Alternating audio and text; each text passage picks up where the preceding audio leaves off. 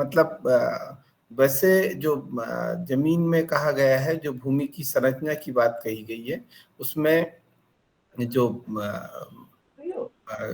जो स्पेस है उसमें लगभग 5% जो स्पेस है वो खाली रहता है, और वो स्पेस पानी और वायु के लिए होता है। उसके अलावा जो हमारे दूसरे तत्व हैं उनके लिए, जो जिनसे हमारी मृदा बनती है उनके लिए, और उसी में हमारा ये जो आर्निक मैटर है इसका स्थान होना चाहिए, और ये जितना ज्यादा होता जाएगा उतना अच्छा है।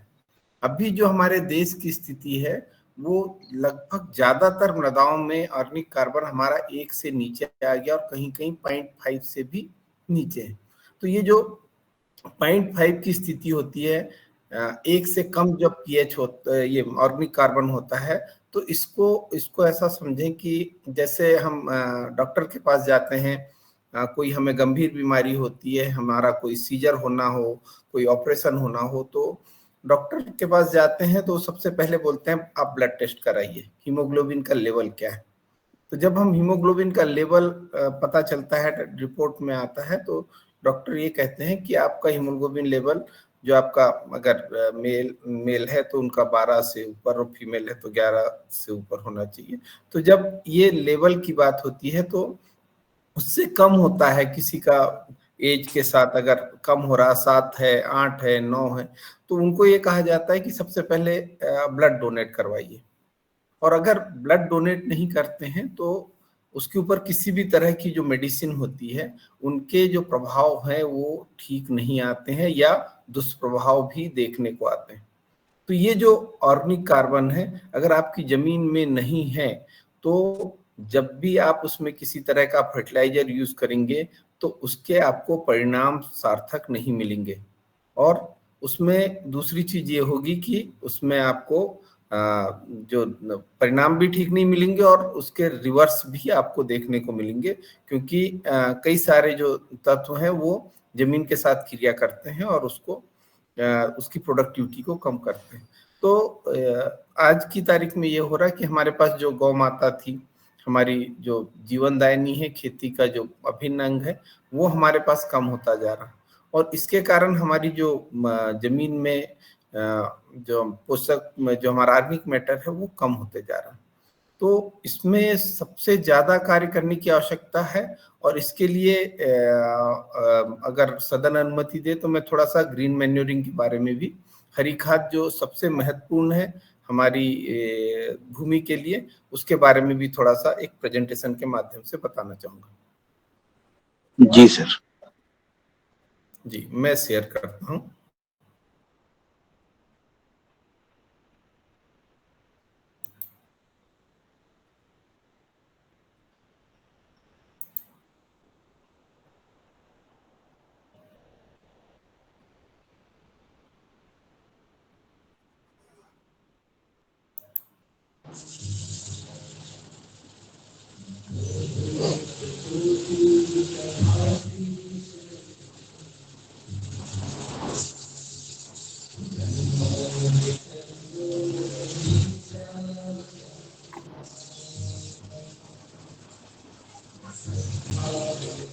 बाकी सभी लोग अपने मोबाइल बंद कर लेना।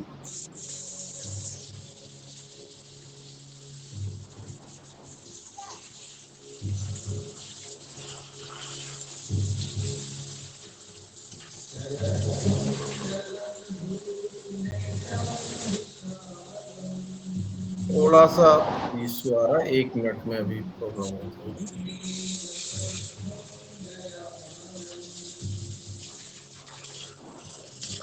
ब्रिजगौर भी अपना मोबाइल जो ये है अनम्यूट कर लें, म्यूट कर लें इसको, स्पीकर को। ब्रिज भाई जो है, हाँ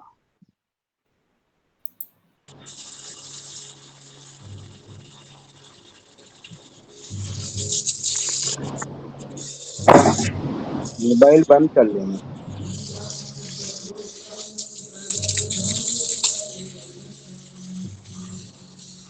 अनम्यूट इसको म्यूट कर लें ब्रज भाई। ब्रज भैया, आपका जो स्पीकर ऑन है इसको बंद कर लें। आवाज, हाँ बस बस ऐसे ही। क्योंकि आवाज खरखर आती है। चलिए, एक मिनट।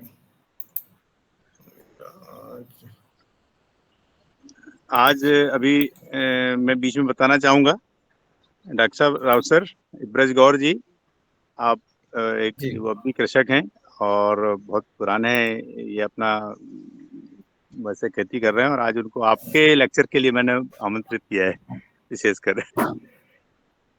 जी, ये दिख रहा क्या, कुछ स्क्रीन में आ रहा कुछ? हेलो, मेरी दिख रहा है, स्क्रीन दिख रही क्या? दिख रही है। ये ग्रीन फार्मिंग का, ग्रीन जी मैन्योरिंग। जी जी, जी जी, पोटेशियल ठीक। ग्रीन तो मैनरिंग ये, इन ऑर्गेनिक फार्मिंग। जी जी, ठीक। तो जैसा हमने अभी, हमारे पास जो गौवंश है वो लगातार कम होते जा रहा है, और उसके कारण हमें दूसरे विकल्पों की बात करनी पड़ रही। तो दूसरे विकल्पों में जो सबसे सशक्त विकल्प है वो ग्रीन मैन्योरिंग का है। हरी खाद का उपयोग कैसे करें और कौन सी फसलें लेना चाहिए, उस पर हम चर्चा करेंगे। क्योंकि गौवंश तो हमको बचाना ही है, बिना गाय के हमारा कुछ नहीं होगा। पर जहाँ बिल्कुल परिस्थितियां नहीं है वहां पर भी हम दूसरे तरीके से अर्निंग मैटर को बढ़ा सकते हैं। ये दिख रहा है क्या, अगली स्लाइड शरद भैया? जी सर, जी दिख रही सर। हाँ जी जी, हाँ, ये हम जो एग्रीकल्चर की बात करते हैं तो इसके जो पिलर्स हैं, मेन पिलर्स हैं, जमीन, हमारी भूमि, दूसरा हवा, उसके बाद बीज, मिट्टी, पानी, मॉइस्चर, और किसान। ये 6 हमारे जो मुख्य स्तंभ है, और इसी पर हमारी खेती, इन्हीं पर, इस जो है हमारा ये 6 पिलर से खेती की दिशा दशा को निर्धारित करते हैं। ग्रीन मैन्योरिंग का हमारा जो है कि जो भी हम जमीन में मिलाते हैं, जो हरा, जिसमें हरा हो और उसके साथ ऑर्गेनिक मैटर हो, उसको जमीन में मिलाते हैं तो उसको हम ग्रीन मैन्योरिंग कहते हैं, जो आपको सड़कर ग्रीन मैन्योरिंग देता है। ये 2 तरह से हम करते हैं, इन सीटू, और आपका जो ग्रीन लीफ है बाहर से अगर हम मटेरियल लेके आते हैं। इन सीटू का मतलब हम वहां पर ही उगा रहे हैं। जो भी हमारा मटेरियल है, जो हम जैसे हम ग्रीन मैन्योरिंग में सबसे ज्यादा बात करते हैं सन ढेंचा की, मूंग, उड़द, सन ढेंचा, इनको हम वही खेत में उगाते हैं और उस जमीन में मिला देते हैं। तो ये इंसिटू कहलाता है, जहां पर हमने उगाया वहीं पर हमको खेत में मिला देना है। उसके बाद दूसरा आता है, जो हम पत्तियां बाहर से, जो हमारी ग्रीन लीव्स हैं, उनको हम जंगल से या हमारे खेतों में मेड़ों पर लगा लेते हैं, और उनसे हम उनकी पत्तियों को तोड़ते हैं और उनको खेत में बिछा देते हैं, फिर उसको सर मैंने एक कल्टीवेट करके खेत में मिला देते हैं। सर मैंने एक जी प्रैक्टिकल भैया। पाया कि जैसे अपन लोग गोभी की खेती करते हैं, तो गोभी जी का खेती में जब गोभी का फूल कट जाता है और वो जो हरे पत्ते रह जाते हैं, और रोटावेटर द्वारा जब जी मिलाते हैं तो बहुत मतलब खेत इतना फर्टाइल होता है कि बहुत ज्यादा, और केचुए की भी आवक बहुत तेज बढ़ जाती है उस गोभी के पेड़ से। जी जी भैया, वो भी एक ग्रीन मैन्योरिंग हो जाती है, क्योंकि वो जो उसका रेसिड्यू है उसमें बहुत ज्यादा मात्रा में कार्बन होता है। और ये जितना गोभी है, मक्का है, इनको हाई फर्टिलाइजर रिस्पॉन्सिव क्रॉप कहा जाता है। मतलब इनको जितना आप खाद देंगे उतना अच्छा उत्पादन होगा। तो गोभी वाला किसान आपका, कोई भी आपका कम नाइट्रोजन से गोभी की खेती नहीं कर पाता। तो जितनी ज्यादा नाइट्रोजन इसमें लगती है, मेरे ख्याल से सबसे ज्यादा नाइट्रोजन इसमें लगती है, और जितने दिन की फसल है उसके हिसाब से। तो ये बहुत सर, जो हमने जितना नाइट्रोजन उसमें। एक धान के खेत में प्रैक्टिकल किया था कि जो जी धान काटने के बाद हमने उसको कोई भी कल्टीवेशन नहीं किया, सिर्फ जी स्प्रिंकलर से पानी चला के और सीधी जो हमारी गोभी की रोप तैयार थी उसको लगा दिया। इतनी जी, जोरदार आई और वो खेत भी बाद में बहुत अच्छा बना। ये एक बहुत बढ़िया धान वालों के लिए देखा सर। बिल्कुल बिल्कुल। क्या है कि जो जितना रेसिड्यू रहता है धान का, वो उपयोग हो जाता है उसमें। और मतलब धान का जो मतलब नाइट्रोजन जो हम उपयोग करते हैं, दूसरा एसिड, जो हमारा धान का खेत होता है थोड़ा स्लाइटली एसिडिक होता है। तो ये जो क्रूसीफेरस क्रॉप है, इनको थोड़ी सी हल्की अम्लीय जमीन जो है वो ज्यादा पसंद है। ये अगली बात हम करेंगे कौन कौन सी क्रॉप हम जो है, और सामान्यतः जो इसका जो प्रिंसिपल है वो हम बात करते हैं कि दलहनी फसलों को ही इसमें हम लेते हैं। जो भी हमारा उसका है ग्रीन मैन्योरिंग की फसल है उसमें हम दलहनी फसलों को लेते हैं। तो इसमें ढेंचा है, सस्पेनिया एक्विलेटा और सस्पेनिया रोस्ट्रेटा। सर ये ढेंचा का बीज कहाँ मिलेगा, ढेंचा का? हाँ, आपने पिछले बार ही पूछा था भैया, मैं आपको नंबर में 1-2 नंबर आपको सेंड करूंगा। एनएससी में भी है, वैसे नेशनल सीड कॉर्पोरेशन में भी, तो मैं एनएससी के नंबर भी आपको शेयर कर दूंगा। वैसे आपके पास होंगे मेरे ख्याल से, पर फिर भी मैं आपको नंबर शेयर कर दूंगा। कुछ किसान उगाते हैं, मैं हमेशा यही कहता हूँ जितने किसानों को, मैं वहां पे बालाघाट में भी था तो यही बोलते, थोड़ा थोड़ा हम अपना बीज बनाना शुरू करते हैं, क्योंकि इसको इसमें भी अच्छा प्रॉफिट है।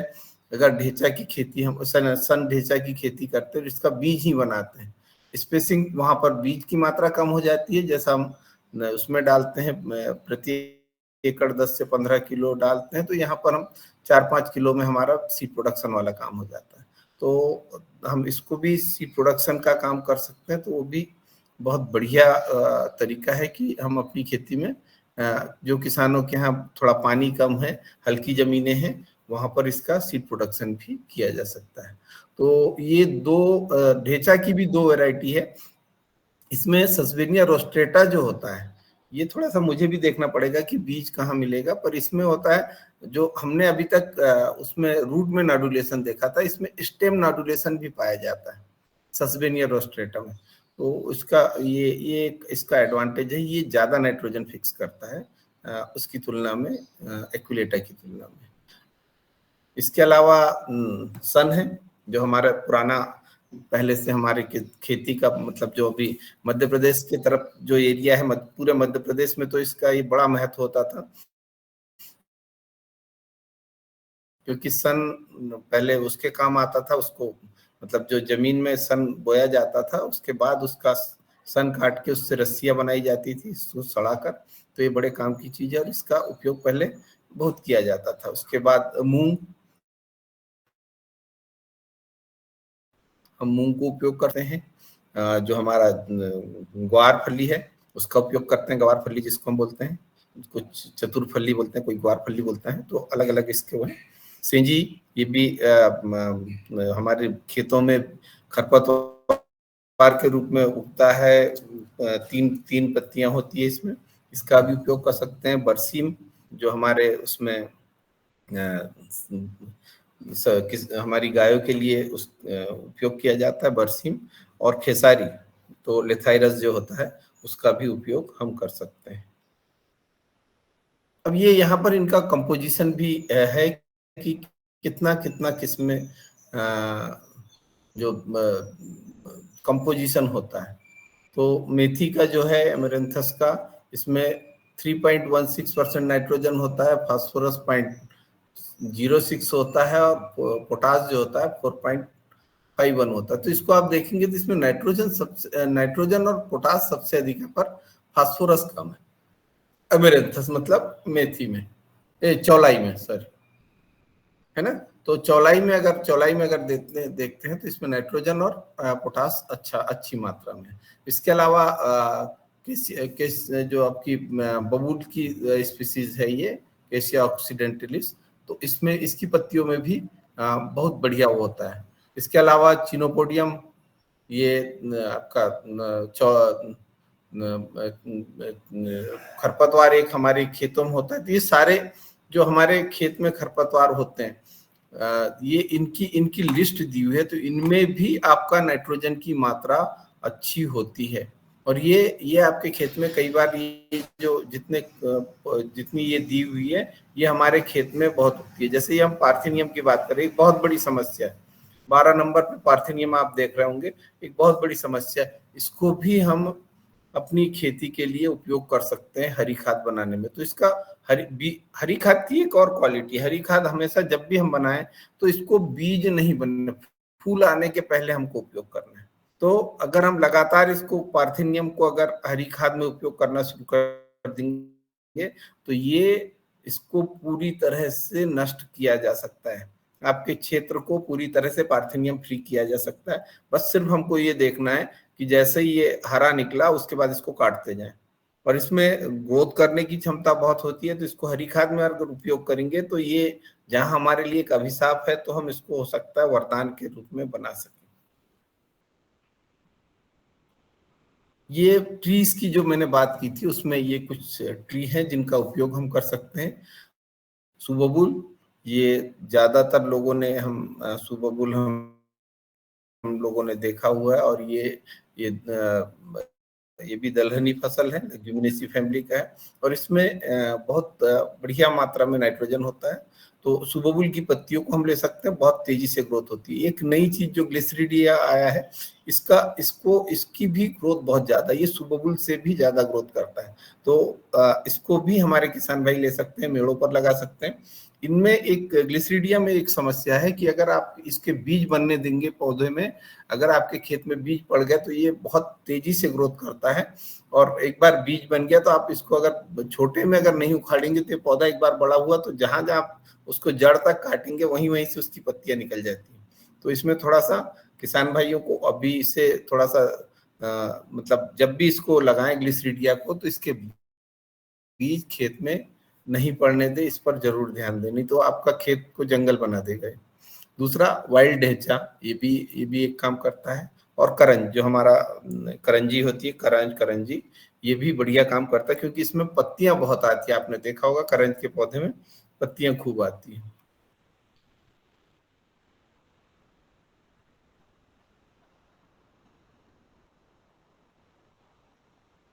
ये कुछ स्टेटस था स्टेट वाइज, इसमें अपने को ज्यादा काम का नहीं है। ट्रेड कंपटीशन, ये हमारा जो अलग अलग हमारी ग्रीन मैन्योरिंग है उसमें कितना नाइट्रोजन होता है, फास्फोरस होता है, पोटास होता है, इसकी बात करना। तो हमने सबसे पहले मैंने जो बोला था कि सस्पेनिया रोस्ट्रेटा, इसमें जो है रूट नॉड्यूलेशन होता है, इसमें आपका 2.62 नाइट्रोजन, और फास्फोरस में P2 ये आपका 0.3% और K2 135। तो ये आपका अलग अलग जो स्पीसीज हैं इसमें अलग अलग वो है नाइट्रोजन का। ये वाइल्ड जो है सस्पेनिया, उसमें 3.98 है सबसे ज्यादा उसमें, पर चूंकि वाइल्ड है तो ये इसका बीज मिलना थोड़ा सा कठिन है।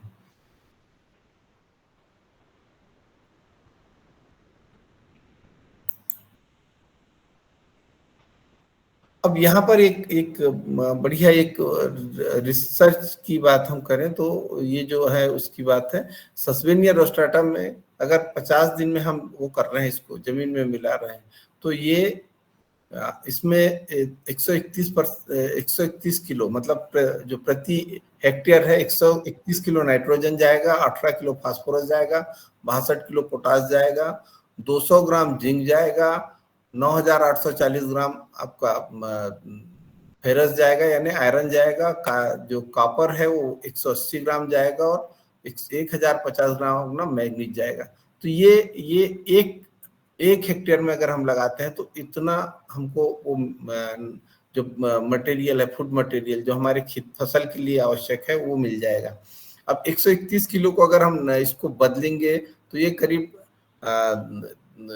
उसमें यूरिया में बदलेंगे तो ये करीब आपका 5 बैग के बराबर हो जाएगा। तो लगभग 250 किलो के आसपास ये हो जाएगा, यानी 5 बैग आपको प्रति नाइट्रोजन यूरिया मिल रहा है। ऐसे ही हम पोटास की बात करें तो पोटास भी 62%, यानी कि ये आपका एक बैग जो एक क्विंटल पोटास जो है उससे ज्यादा ये आपको मतलब 2 बोरी पोटास से ज्यादा सिर्फ आपका ये जो सस्पेनिया रोस्ट्रेटा है 1 हेक्टेयर में लगातार मिलता है, और बाकी माइक्रोन्यूट्रिएंट भी आपको पर्याप्त मात्रा में मिल रहा है। तो ये इसके फायदे हैं। हमारा जो अगर हमने इसका उपयोग करना शुरू कर दिया तो हमारी जो खेत में जो खाद देने की मात्रा हम बिल्कुल आधी कर सकते हैं, और निश्चित रूप से कई सारे किसान भाई हमारे ग्रीन मैन्योरिंग से जो आपकी खाद देने की, फर्टिलाइजर देने की वो है उसको आधा कर रहे हैं। और आपको सभी लोगों को शायद ज्ञात होगा कि जो हमारे भारत सरकार की सबसे ज्यादा सब्सिडी इसमें जाती है फर्टिलाइजर सब्सिडी में, जो 1,65,000 करोड़ 2024 की सब्सिडी थी। मतलब 1 लाख करोड़, लगभग 2 लाख करोड़ हम सिर्फ सब्सिडी में यूरिया जो हमारे फर्टिलाइजर है उनकी सब्सिडी में हमारा पैसा जाता है। अगर इसको हम बचा सकें, और ये सारा का सारा जो फर्टिलाइजर है वो हम बाहर से बुलाते हैं। नाइट्रोजन का कुछ पार्ट हमारे यहाँ होता है, बाकी फास्फोरस हमारे यहाँ बिल्कुल नहीं होता। पोटास भी हम लगभग हम विदेशों से आयात करते हैं। तो हमें जो वैकल्पिक खेती के तरीके हैं उन पर जरूर गौर करना चाहिए। ज्यादा से ज्यादा ग्रीन मैन्यूरिंग करें तो हमें लाभ मिलेगा। ये मिलाने के तरीके जो हैं उसकी बात हुई।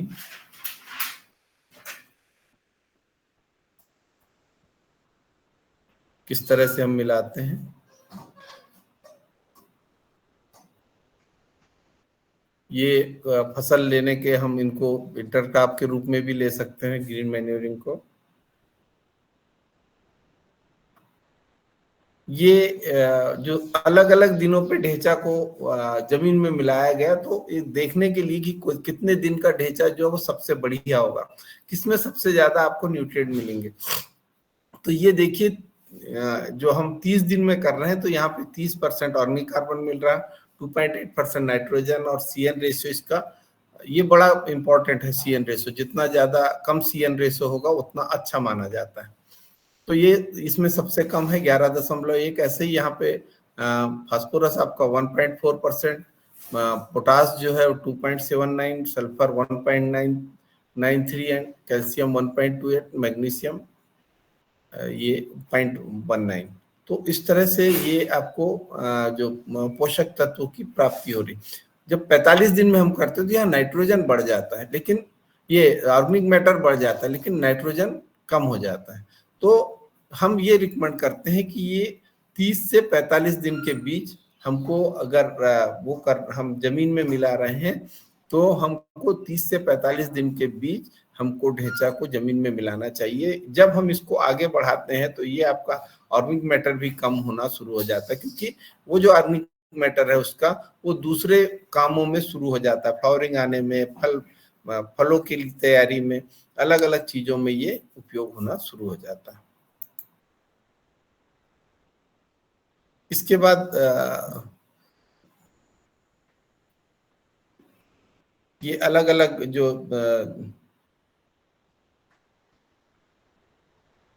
ग्रीन मैन्यूरिंग क्रॉप है उनको जमीन में जो मिलाते हैं तो कितना समय लगना चाहिए, तो उससे उसका भी एक वो दिया हुआ है कि और यील्ड कितनी बढ़ जाती है। 8 वीक में अगर करते हैं तो यील्ड आपकी ये आती है, और 12 वीक में अगर आप उसको जमीन में मिलाते हैं तो ये धान की यील्ड आती है। मतलब 12 हफ्ते में आपकी उत्पादन जो है वो तुलनात्मक रूप से ज्यादा आ रहा है। ये बेनिफिट्स हम सब जानते हैं। सॉइल फर्टिलिटी मतलब सॉइल की उर्वरता को बढ़ाता है, उसकी स्ट्रक्चर को ठीक करता है। ये थोड़ा सा बहुत मतलब इसका जो हम एग्रीकल्चर केमिस्ट्री की और सॉइल साइंस की बात करते हैं, इसमें सॉइल स्ट्रक्चर का बड़ा महत्व है। ये अलग अलग तरह के सॉइल स्ट्रक्चर होते हैं। अगर ये स्ट्रक्चर जब हम लगातार कल्टीवेशन करते हैं तो जब हमारे रोटावेटर चलता है और कल्टीवेटर चलता है तो इसमें सबसे, और जो वजन उसमें जाता है इनका, तो इसमें सबसे ज्यादा जो खराब होता है वो सॉइल स्ट्रक्चर। और सॉइल स्ट्रक्चर के बारे में कहा जाता है it can not be improved, मतलब इसे सुधारा नहीं जा सकता। पर फिर भी जो हम ग्रीन मैन्यूरिंग करते हैं इससे हमारा सॉइल का स्ट्रक्चर भी ठीक होता है। तो ये इसको सॉइल स्ट्रक्चर को इम्प्रूव करने में ऑर्गेनिक मैटर और इसको हम मिलाते हैं तो ये ठीक होता है। फीड सब्सिक्वेंट क्रॉप जो है उसमें जो अगली क्रॉप है उसके लिए भोजन देता है। खरपतवारों को नियंत्रण करने में भी ग्रीन मैन्यूरिंग बहुत बढ़िया रोल करता है। जो बहुवर्षीय खरपतवार है जमीन में लगातार आपको परेशान कर रहे हैं, तो इनको अगर आप लगातार 2-3 साल तक ग्रीन मैन्यूरिंग करेंगे खेत में तो आप 100% तक खरपतवार रहित खेती कर सकते हैं। सॉइल को क्षरण रोकता है, सॉइल इरोजन बड़ी प्रॉब्लम है, इसको रोकता है, न्यूट्रिएंट लॉसेस को रोकता है, और पेस्ट एंड डिसीज की जो साइकिल है, चूंकि हम उसको जमीन में मिला देते हैं तो जितना भी हमारा इंसेक्ट का लार्वा होगा और उसका अंडा होगा और साथ में उसके जो प्यूपा होंगे, उन सबको ये जमीन में मिला देता है। तो उनकी जो साइकिल है, अलग अलग तरह की साइकिल, उसको ब्रेक कर देते हैं। तो किसी की साइकिल एग पे टूट जाएगी, किसी की लार्वा में टूटेगी, किसी की प्यूपा में टूटेगी, तो निश्चित रूप से हमें सपोर्ट करता है। और सॉइल की हम जो सबसे जरूरी चीज बात करते हैं कि हमारा जो माइक्रोबियल लोड है सॉइल का, वो बढ़ जाता है। और यही माइक्रोबियल लोड जो है, जिसकी बात हमारे डॉक्टर संतोष चौहान जी करते हैं कि जितना आपका माइक्रोब जमीन में बढ़ेगा उतनी आपकी जमीन अच्छी होगी। तो ये एक बात मैंने रखी। इसमें आप लोगों के प्रश्न हो तो कृपया पूछें, फिर हम दूसरी बात करेंगे। जी शरद भैया। जी ब्रज भैया भी अपने कुछ अगर प्रश्न तो पूछ सकते हैं ब्रज भैया।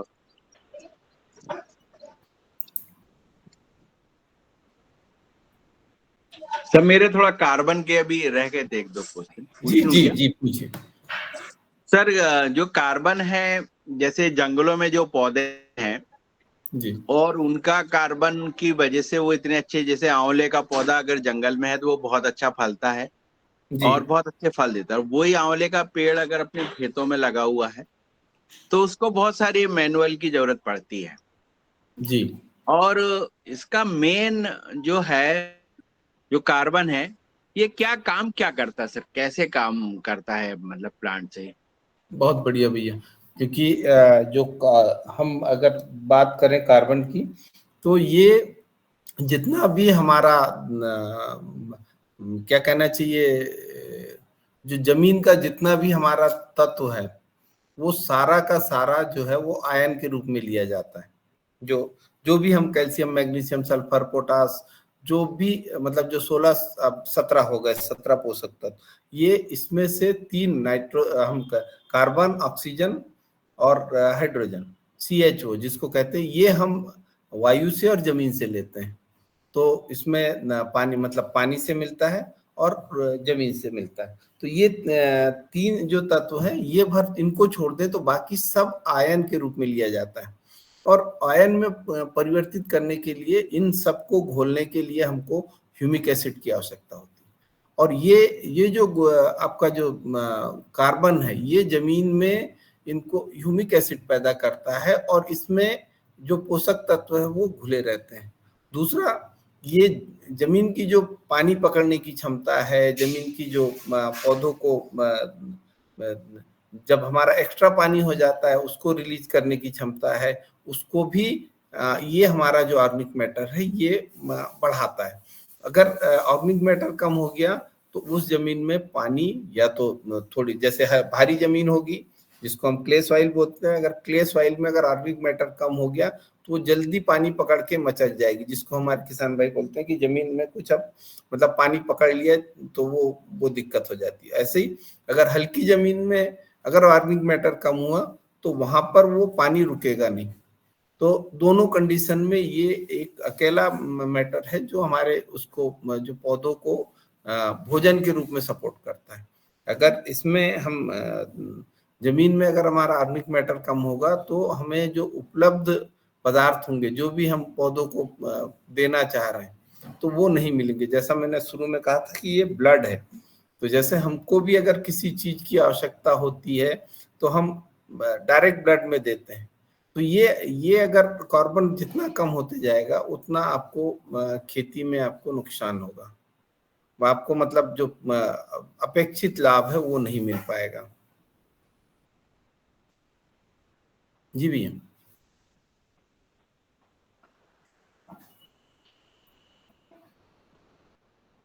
हेलो शरद भैया। जी जी सर, आई आवाज। हाँ, इसके बाद दूसरा प्रश्न क्या था आपका? सर हमारा दूसरा, जैसे कार्बन के विषय में आपने बताया, ऐसे ही जी सर हमारा जो, जैसे हम लोग गेहूं जैविक में करते हैं, तो हमारे जी। नाइट्रोजन की पूर्ति हो ही नहीं पाती, चाहे कितना कुछ करें हम। हाँ इसकी ये वजह से अभी हमारा गेहूं गेहूं की फसल बहुत कम होती है। इसमें भी क्या कार्बन का है क्या इसमें महत्व सर, भैया गेहूं में? देखिए, गेहूं गेहूं में कार्बन, अगर आपकी जमीन में कार्बनिक मैटर अच्छा है तो गेहूं अच्छा होगा। पर ये जितनी, जैसे में मक्का है, गेहूं है, गोभी की अभी आपने चर्चा की, तो ये हाई नाइट्रोजन रिक्वायरमेंट क्रॉप है। इनकी जो नाइट्रोजन की रिक्वायरमेंट आवश्यकता होती है वो ज्यादा होती है। तो इनमें आपको नाइट्रोजन का सप्लीमेंट करना पड़ता है। तो नाइट्रोजन हम किस सोर्स से दे रहे हैं? तो अभी हमारे पास जो उपलब्ध सोर्स है, तो हम यूरिया का उपयोग करते हैं। पर अगर हमको पूरा ऑर्गेनिक करना है तो आप इसमें एक तो ग्रीन मैन्योरिंग पहले कर लें। अगर ग्रीन मैन्योरिंग पिछली फसल में की है तो वो सपोर्ट करेगी। दूसरा, एजेटोबैक्टर जो आता है, एजेटोबैक्टर इसमें बढ़िया काम करता है। जब भी हम गेहूं की फसल लगाते हैं, ये क्या होता है कि ये सूखी कंडीशन में, उस तरह की कंडीशन में आपका नाइट्रोजन फिक्सेशन का काम करता है। तो एजेटोबैक्टर का भी उपयोग अगर हमारे किसान भाई करते हैं तो उसमें फायदा करता है। वैसे ही गन्ना में एसिटोबैक्टर आता है, उसका उपयोग किया जाता है। ऐसे ही आपका जो धान में एजोस्पिरिलम का उपयोग किया जाता है। तो ये आपके नाइट्रोजन फिक्सिंग बैक्टीरिया है, और ये बिना रूट के, मतलब बिना, जो दलहनी फसलें होती है उनमें हम राइजोबियम का उपयोग करते हैं, वहाँ राइजोबियम कल्चर होता है। लेकिन जो हमारी अन्य अनाज वाली फसलें, सीरियल्स हैं, उसमें हम एजेटोबैक्टर, एसिटोबैक्टर और एजोस्पिरिलम का उपयोग करते हैं। एजोस्पिरिलम का उपयोग सब्जियों में भी अच्छा होता है,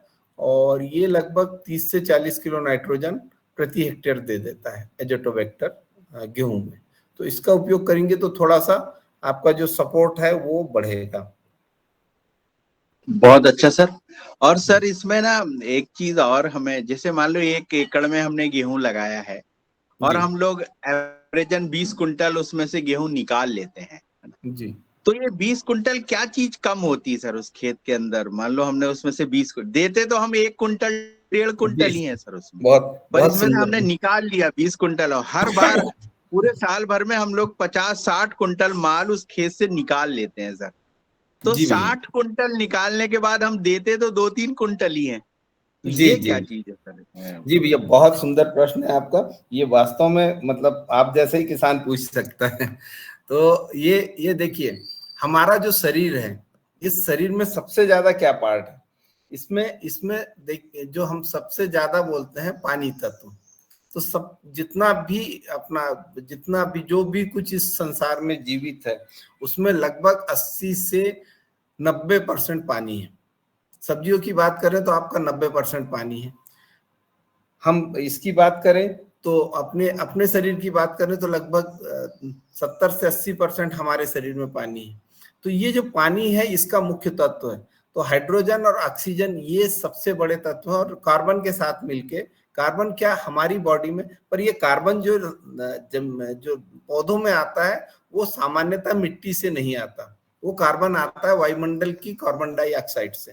तो फोटोसिंथेसिस की हम बात करते हैं, तो फोटोसिंथेसिस में क्या होता है, कार्बन, जो वायुमंडल में कार्बन डाइऑक्साइड है, उसके साथ जो हमारा प्रकाश वायु, जल की उपस्थिति में और वायु की उपस्थिति में क्रिया करके आपका ग्लूकोज और फ्रक्टोज बनाता है, और वही फिर सिंथेसाइज होके आगे अलग अलग तरह के पौधों में अलग अलग तरह के तत्व बनाता है, जो हमारे उसके पौधे की संरचना बनाते हैं। तो 3 चीजें सबसे महत्वपूर्ण होती है, कार्बन, हाइड्रोजन और ऑक्सीजन।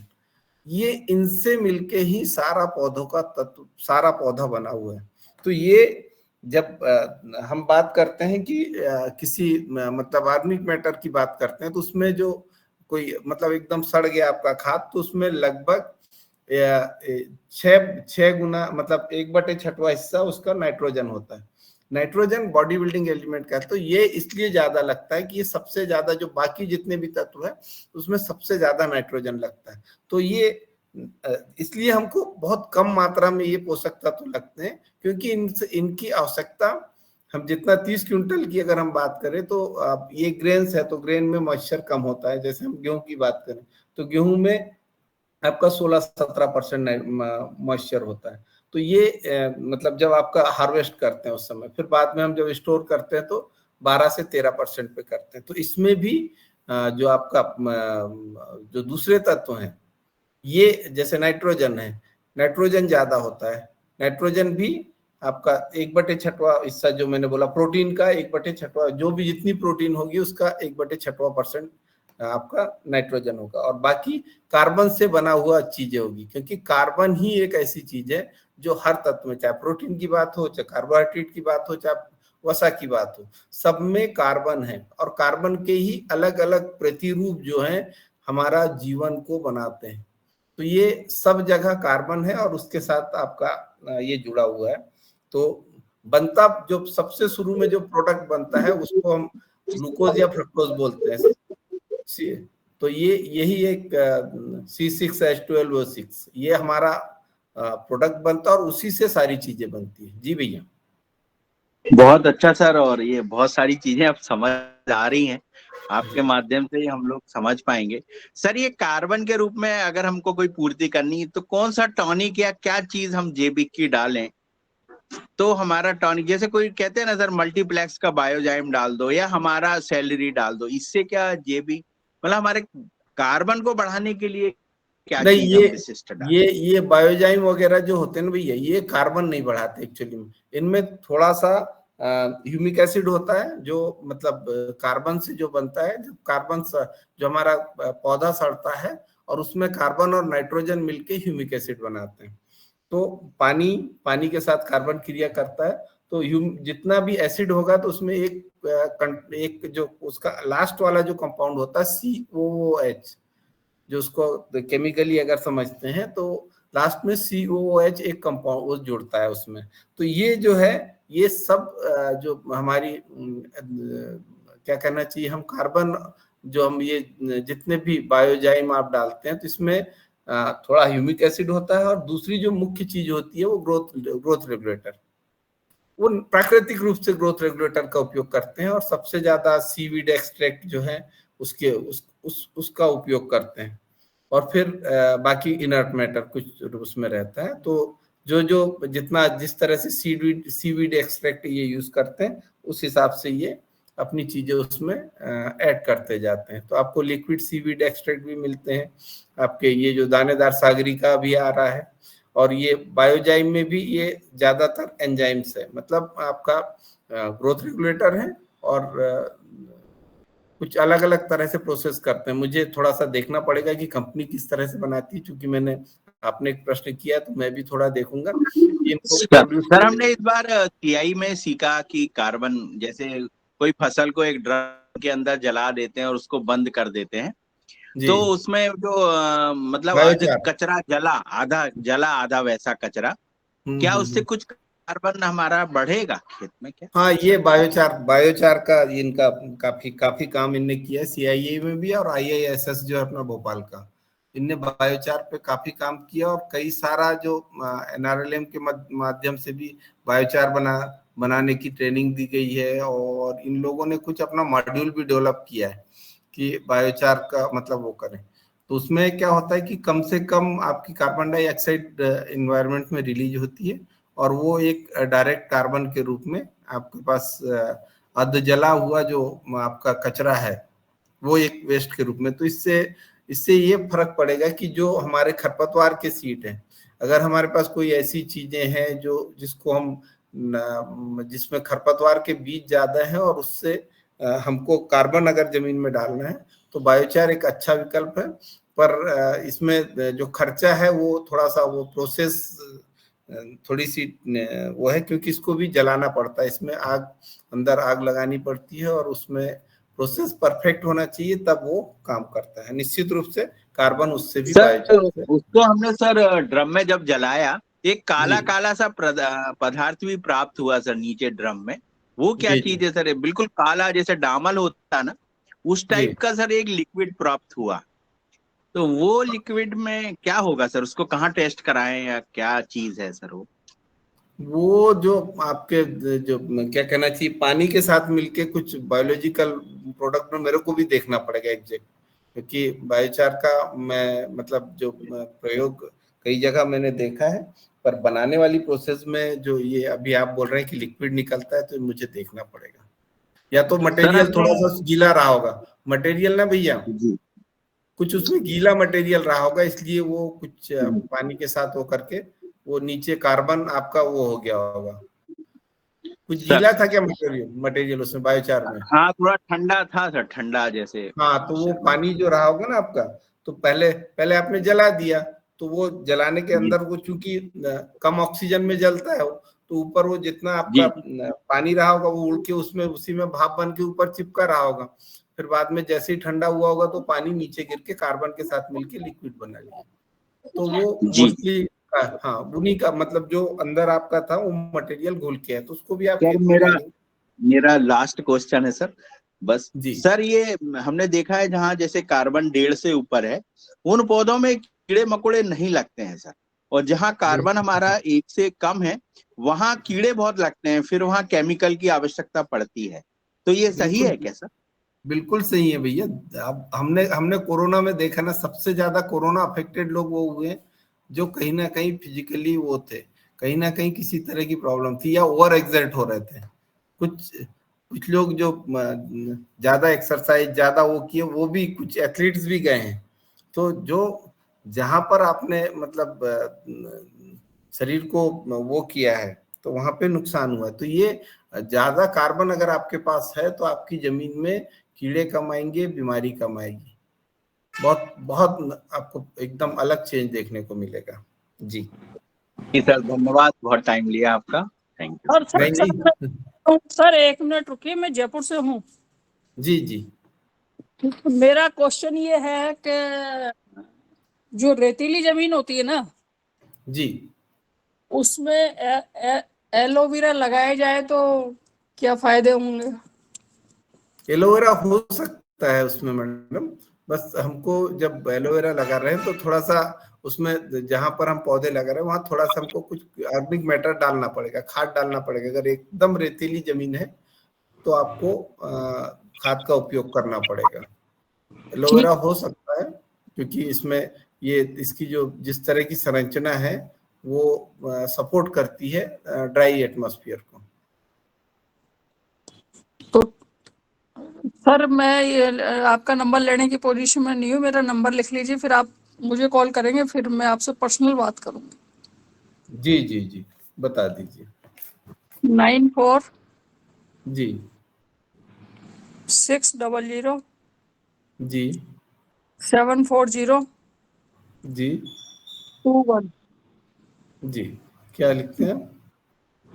सर एक बार नंबर रिपीट कीजिए। 9460074021। एडी बैरवा, जयपुर। जी ठीक है। हाँ, और कोई प्रश्न? नहीं सर, मेरा यही है, एग्रीकल्चर है तो मैं चाह रही हूँ कि लंबे समय तक बाकी लोग प्रश्न करेंगे। जी बहन जी। Okay sir. या हम ये बायो फर्टिलाइजर की बात करें शरद भैया? सर मेरी स्क्रीन दिख रही है भैया? हाँ दिख रही है सर, पर बढ़ नहीं रही है सर, ये उस पे। हाँ नहीं, अभी मैं बढ़ाया नहीं हूँ। बायो फर्टिलाइजर दिख रहे हैं क्या कुछ? हाँ, बायो फर्टिलाइजर सर वो दिख रही हैं आपके तीन बोरी दिख रही है सर, करोड़ी मल वाली 3 बोरी। ये पैकेट है भाई साहब, बोरी।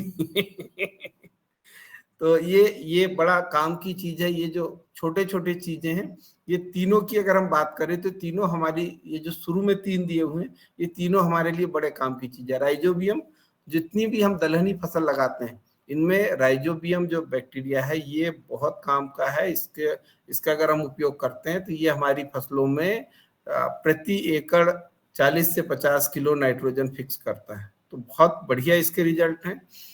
हमेशा हम जब भी बात करते हैं तो इसका उपयोग करने की बात करते हैं, पर दुर्भाग्य ये है कि हमारे देश में जितना कल्चर भी इसमें किसानों को दिया गया उसका मुश्किल से 5% किसानों ने उपयोग किया होगा जो हमारी सरकारों ने आज तक बांटा है।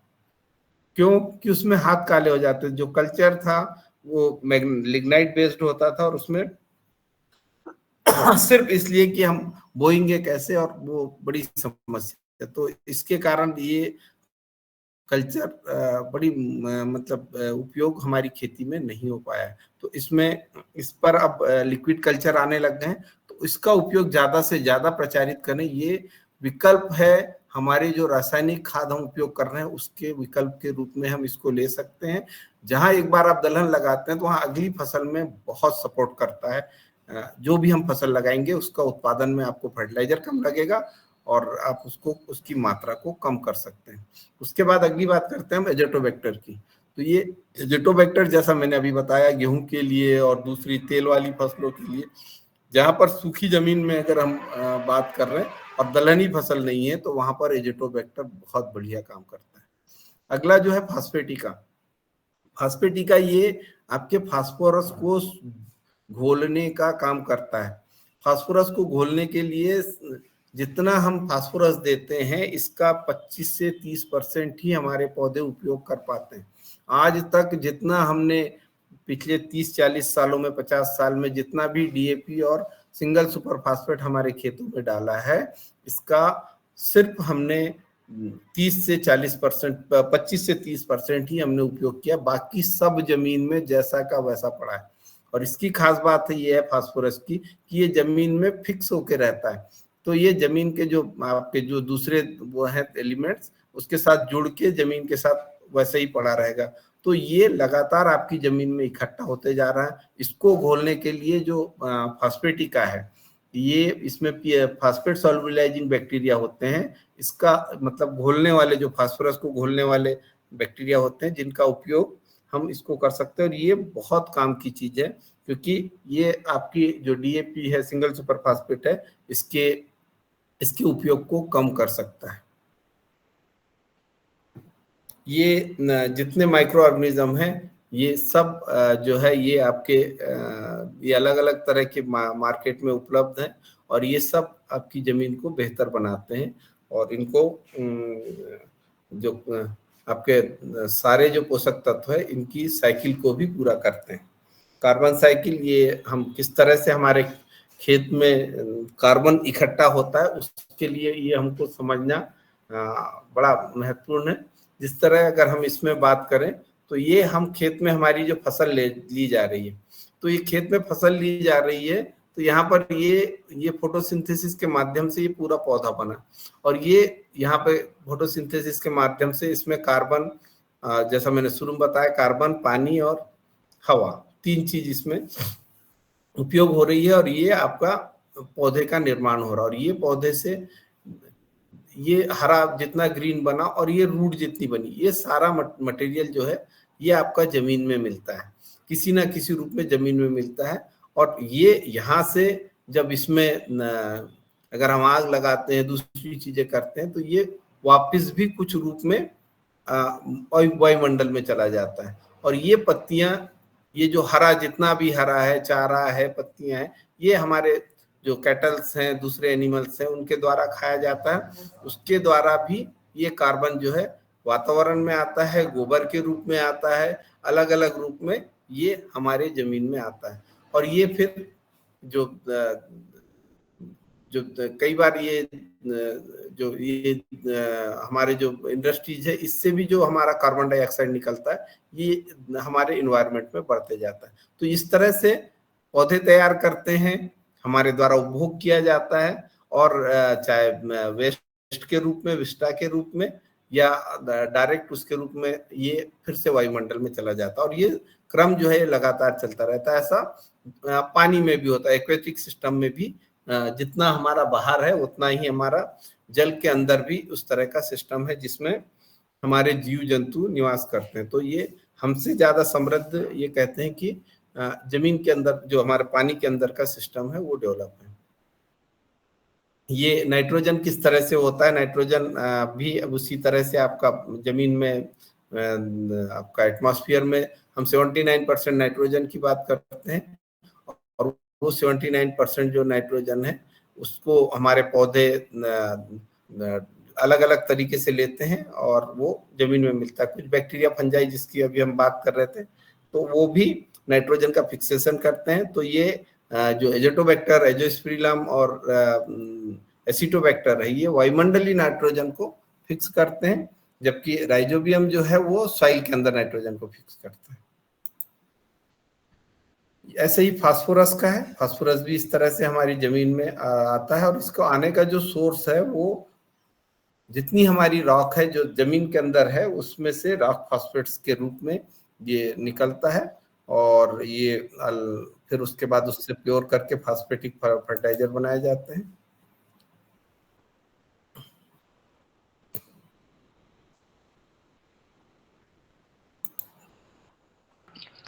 ये बायो फर्टिलाइजर की बात करें तो बायो फर्टिलाइजर एक तरह के जो सूक्ष्म जीव है जो आपको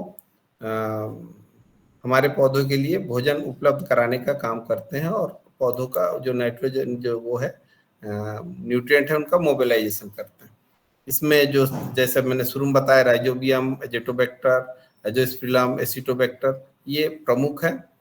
फॉस्फेटिका ये फास्फोरस के लिए है। वीएम, वैम जो है ये वेसिकुलर ऑर्बस्कुलर माइकोराइजा, ये माइकोराइजा भी आज की तारीख में बड़ा काम कर रहा है और किसानों के बीच में बहुत लोकप्रिय हो रहा। तो ये सब्जियों की खेती में, धान की खेती में माइकोराइजा का उपयोग, मक्के में माइकोराइजा का उपयोग बहुत फायदेमंद है। ये क्या कहना चाहिए, ये एक तरह के फंजाई होते हैं जो उसमें हमारी फसल के साथ क्या अपना सिम्बायोटिकली रहते हैं। मतलब उसके जो वेस्कुलर बंडल है उसमें ये जो माइक्रो ऑर्गेनिज्म है ये उसके अंदर में रहते हैं और उसको पोषण देते हैं, साथ में उससे भोजन लेते हैं। तो ये सिम्बायोसिस करते हैं, और ये बड़ा अच्छा उदाहरण है जो वैम जो है ये सिम्बायोसिस का। ये कितना नाइट्रोजन फिक्स करते हैं, ये अलग अलग, आप राइजोबियम की बात करें तो अलग अलग स्पीसीज 30 से लेके 100 किलो प्रति हेक्टेयर तक देती है। एजेटोबैक्टर 20 से 35 किलो प्रति हेक्टेयर देते हैं। एजोस्पिरिलम 30 से 35 किलो देते हैं। एसिटोबैक्टर 70 से 150 किलो। आप देखिए गन्ने में एसिटोबैक्टर बहुत बढ़िया नाइट्रोजन दे रहा है, 70 से 150 किलो। तो ये लगभग आधी नाइट्रोजन आपकी गन्ने की पूर्ति कर देता है। और ये नाइट्रोजन जो होती है, जितनी जो भी आपको बायो फर्टिलाइजर से मिलती है, ये डायरेक्ट पौधों को मिलती है। इसका सबसे बड़ा अंतर है, जो हम यूरिया बाहर से दे रहे हैं, जो हम नाइट्रोजनस फर्टिलाइजर उपयोग कर रहे हैं, उसमें और इसमें बहुत डिफरेंस ये है कि ये डायरेक्ट पौधों को मिलती है, और दूसरा जो है वो पौधों को पहले जमीन में जाती है, जमीन से फिर अवशोषित होती है। ये जितनी आपकी बनती है वो पौधों के पास में बनती है और सीधे सीधे पौधों को उपलब्ध होती है। ये मैं नाइट्रोजन इसमें अपन नहीं जाए, ये ज्यादा थोड़ा सा ज्यादा हो जाएगा। जी आदरणीय, कुछ हैंड रेज भी हैं क्योंकि समय भी हो चला है। आदरणीय पवन सर का भी हैंड रेज है और 2 हैंड रेज और भी हैं। तो सबसे पहले आदरणीय पवन सर को इस वार्ता में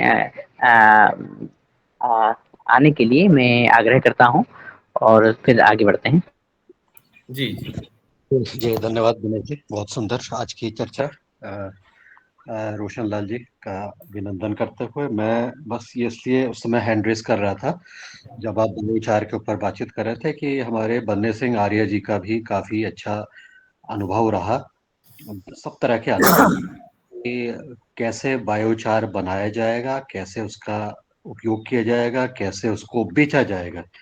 तो इसके ऊपर इनके जो सबरवाल जी के साथ संस्था के साथ मिलकर इन्होंने काम किया है, उसका अनुभव लिया है, और मुझे लगता है कि उस अनुभव को भी हमें सुनना चाहिए।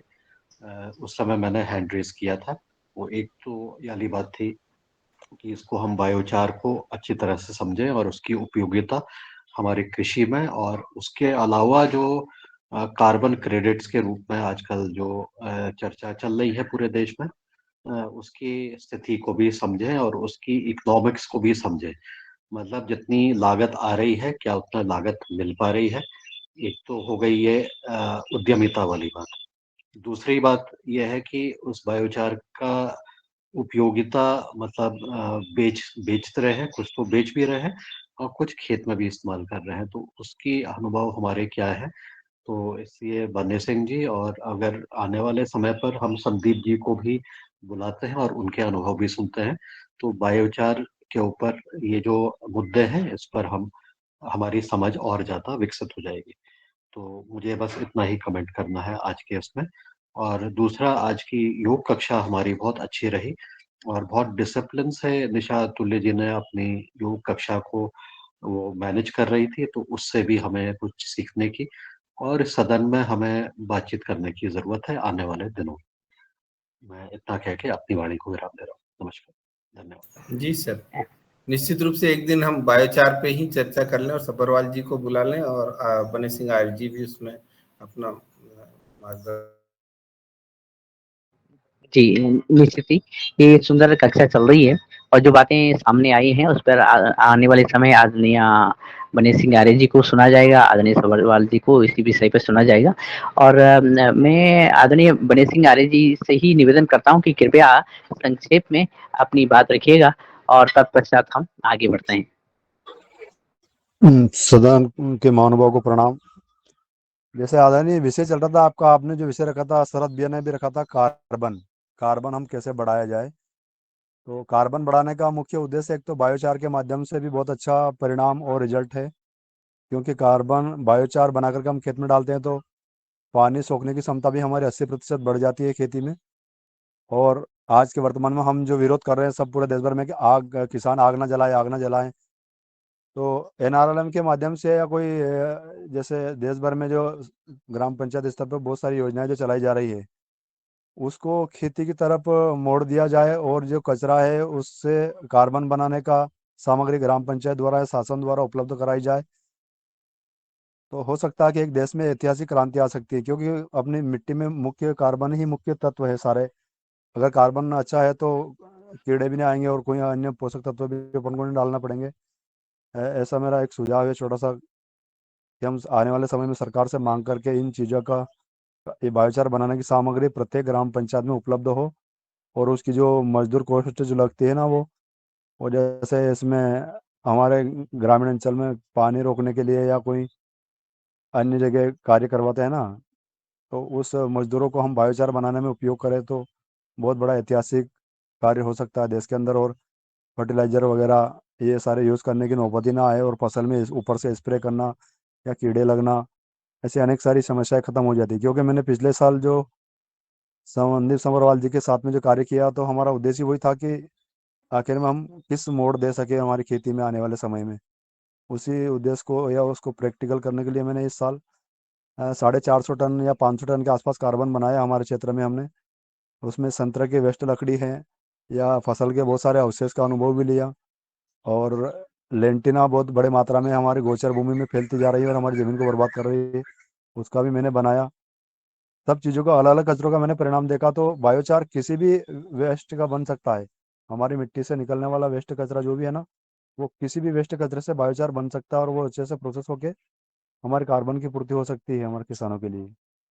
जी ओम। जी, जी आदरणीय, बहुत-बहुत धन्यवाद। और ये जो आज का विषय रखा गया आदरणीय शरद वर्मा सर के द्वारा, ये प्रस्ताव बहुत ही सुंदर था। उसपे बहुत ही महत्वपूर्ण बातें रखी हैं डॉक्टर रोशनलाल राउत सर आपने। और ये विषय ऐसा है कि ये जो कार्बन है, ये हमारा जीवन का प्रारंभ भी है और जीवन के उत्तर में भी कार्बन की महत्ता है, ये बात सामने आ रही है और समझ में आ रही है। तो निश्चित ही आगे भी हम इस पर वार्तालाप करेंगे।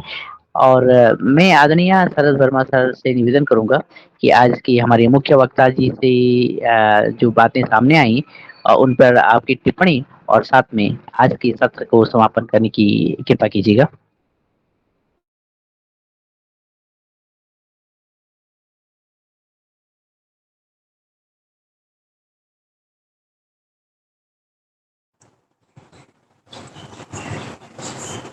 सर समापन की घोषणा करो ना। हाँ जी, जी निश्चित ही मेरी आवाज आदरणीय शरद वर्मा सर तक नहीं पहुंच रही है। और इस सत्र में, द्वितीय सत्र में महत्वपूर्ण पहलू पर हम वार्तालाप हमारी जारी रहेगी। आप जो बात आज रखी गई है कार्बन की, और बहुत ही सरल ढंग से आदरणीय डॉक्टर रोशन लाल सर ने ये बात रखी है। और प्रथम सत्र में आदरणीय निशा अतुल्य जी ने बहुत ही सुंदर ऊर्जावान योग सत्र आगे बढ़ाया। और हम कल योगाहार की इसी मंच पर मिलते हैं, योगाहार के 1500वें दिवस पर। और आदरणीय सभी सदस्यों की तरफ से मैं आज के मुख्य वक्ता जी का बहुत बहुत धन्यवाद करता हूं, और आपका मार्गदर्शन हम यूं ही निरंतर पाते रहेंगे, ऐसी कामना, शुभकामनाएं, धन्यवाद, प्रणाम। हो मन में सर विचार था मन में। धन्यवाद, बहुत बहुत धन्यवाद आपने बुलाया। जी बहन जी। जय श्री राम। मेरा विचार ये था कि मंथली एक मीटिंग ले 1 घंटे की। ये रोज चलती है बहन जी हमारी, ये चर्चा रोज चलती है, अलग अलग विषयों पे, खेती के अलग अलग विषयों को लेते हैं, रोज ये चर्चा चलती है, 7 से 8 बजे तक रोज चलती है चर्चा। इसी लिंक से आप जुड़े तो ये रोज चलती है। सभी को